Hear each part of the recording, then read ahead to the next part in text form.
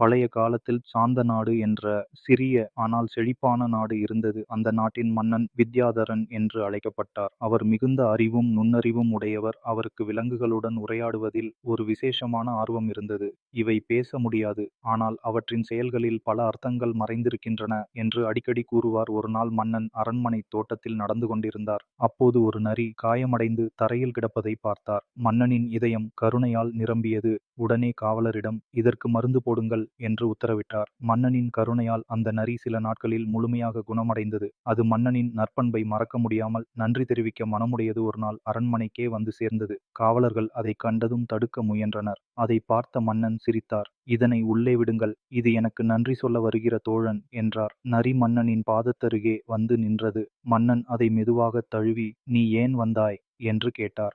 நரி மென்மையாக தலை அசைத்தது. மன்னனே, நான் உங்களுக்கு ஒரு எச்சரிக்கை சொல்ல வந்துள்ளேன் என்றது. மன்னன் ஆச்சரியப்பட்டார். எச்சரிக்கையா? யாரிடமிருந்து என்று கேட்டார். நரி பதிலளித்தது, உங்கள் அருகிலுள்ள ஒருவரால் நீங்கள் ஏமாற்றப்படப் போகிறீர்கள்.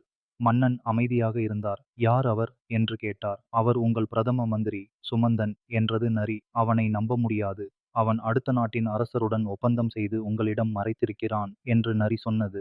மன்னன் சிந்தனையில் ஆழ்ந்தார். இது உண்மையா பொய்யா என தெரிந்து கொள்ள வேண்டும் என்று முடிவு செய்தார். அடுத்த நாள் அரண்மனை ஆலோசனை கூட்டம் நடைபெற்றது. மன்னன் அனைவரிடமும் அறிவித்தார், இனிமேல் நம் நாட்டில் நரிகளை பிடிக்கக்கூடாது. அனைவரும் அதிர்ச்சி அடைந்தனர். மன்னனே, ஏன் இப்படி சொல்கிறீர்கள் என்று சுமந்தன் கேட்டான். மன்னன் அமைதியாக பதிலளித்தார், அவை அறிவுள்ள உயிரினங்கள். அவற்றின் எண்ணம் நமக்கு உதவக்கூடும். சுமந்தனின் முகத்தில் சற்று கலக்கம் தோன்றியது. அதை மன்னன் கவனித்தார்.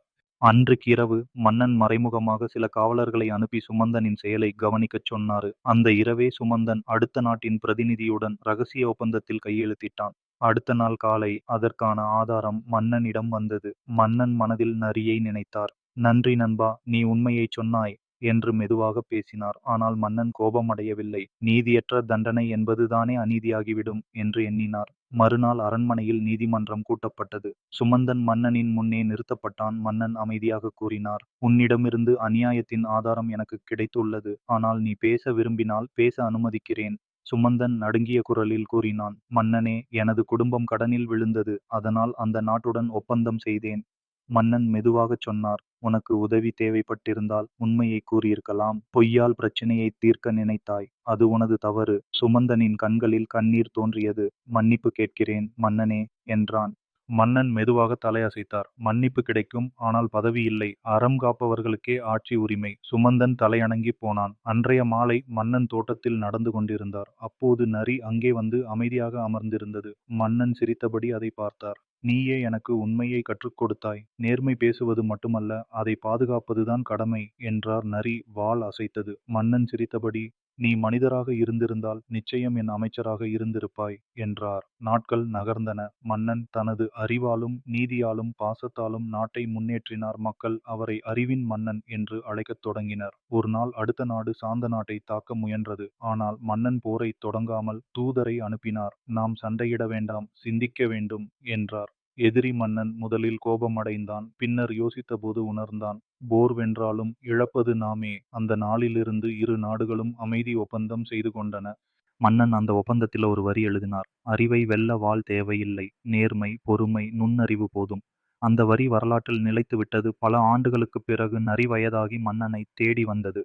மன்னன் அதைக் கண்டு சோகமடைந்தார். நீ என் வாழ்க்கையில் அறிவின் தீபம் என்றார். நரி மெதுவாக நிமிர்ந்தது. மன்னனே, நீ நல்லவன் என்பதால்தான் நல்லதே நடந்தது. நான் சொன்னதை நீ நம்பியதால் உன் நாடு காப்பாற்றப்பட்டது என்றது. மன்னன் அதன் தலையில் கையை வைத்து, நீ விலங்காக இருந்தாலும் மனம் மனிதனுக்கு மேலானது என்றார். உண்மையை கூறும் தைரியம் கொண்டவரே உண்மையான வீரர். அந்த நாளுக்குப் பிறகு மன்னன் வித்யாதரன் என்று அல்லாமல் அறிவ மன்னன் என்று அழைக்கப்பட்டார். அரண்மனை வாசலில் பொற்குறிப்பாக எழுதப்பட்டது, அறிவு இல்லாத ஆட்சி அழியும், அறம் இல்லாத அறிவு அபாயம். மக்கள் அந்த வரியை தினமும் படித்து மனதில் நிறுத்தினர். மன்னன் நரிக்காக ஒரு சிறிய சிலை நிறுவினார். அதன் அடியில் எழுதப்பட்டிருந்தது, உண்மையின் தோழன். மக்கள் அவ்வப்போது அந்த சிலைக்கு மலர் சூட்டி வணங்கினர். குழந்தைகள் கேட்டார்கள், இந்த நரிதான் நம் நாட்டை காப்பாற்றியதா? மன்னன் சிரித்தபடி கூறுவார், உண்மையை கேட்கத் தெரிந்த மன்னனே உண்மையான மன்னன். அந்த நாடு என்றும் செழித்து வளர்ந்தது. அதன் இதயத்தில் நியாயமும் அறிவும் ஒன்றாக வாழ்ந்தன. நெறி, அறிவும் நேர்மையும் சேர்ந்தால் எந்த வஞ்சகத்தையும் வெல்லலாம். உண்மையை கேட்கத் தெரிந்தவனே உண்மையான மன்னன்.